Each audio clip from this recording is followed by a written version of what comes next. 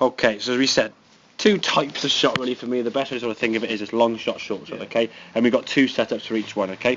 So the last 2 or 3 lessons we've had full width of stance, pretty much as wide as your shoulders, full distance from the golf ball.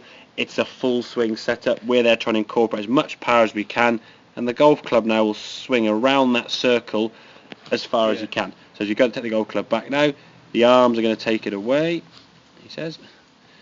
The arms move the club. There we go. So the arms move the club away. Then there's a bit of wrist hinge now we can see, so we're incorporating that sort of L-shaped position we talked about there, and the full shoulder turn now. The club goes to the top of the back, so sort of moving pretty much about sort of 12 o'clock, shall we say, if that's a clock face there. So the ball's at 6, 9 and 3 and so on. That clock's moved, that club has moved a full distance back, and that's a full shot, okay? And when you come back to the golf, all the power stored, lovely strike, and twisting right the way through. If we want to do a shot that isn't full, okay, we've got a short shot set up, okay? So feet a lot narrower as we can see, you're down the hand a little bit, so everything now is in a position to give ourselves less power, okay?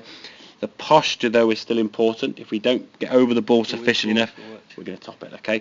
So the swing now, if we think about that sort of circle around the body now, as the club goes back, for a shorter shot, we don't need power. So the hinging of the wrist and the turning of the body, we don't need that element.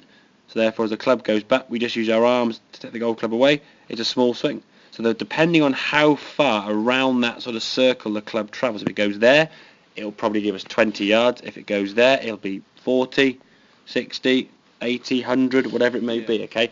So to get more power, we can hinge the wrists. To get more power again, we can fully turn the torso and the body around, okay? So it's understanding that we can hit different length shots with the same club, okay? Now, obviously, in the game of golf, there'll be multiple clubs we can use that will give us different length shots anyway. So a full swing with a 7-iron would say, for you, I reckon it was about 100 yards, give or take.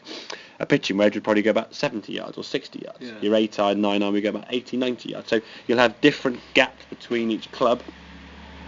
But depending on what sort of shot you want to hit, okay, small swing shots, we're just swinging the arms back and through, not trying to lift the ball up in the air, so no need to scoop or get under it.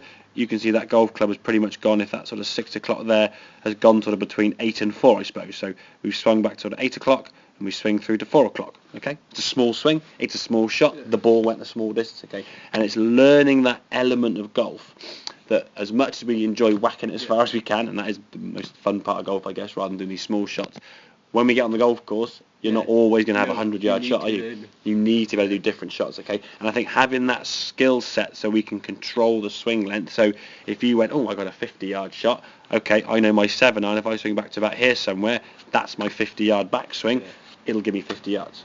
Because there's no point for you hitting really good shots when you've got 50 yards to go to the green and hitting a perfect golf shot 90 yards.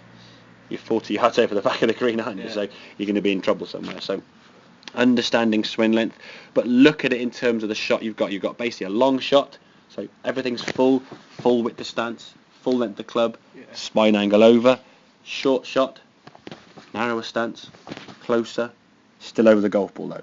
You need to get that posture no matter what you're doing, okay? Because the club ultimately has to reach the ground, doesn't it? Okay, does that make sense, everybody? Good man. Right, a couple of full shots and to finish off with, okay? And we'll see how they go from there, okay?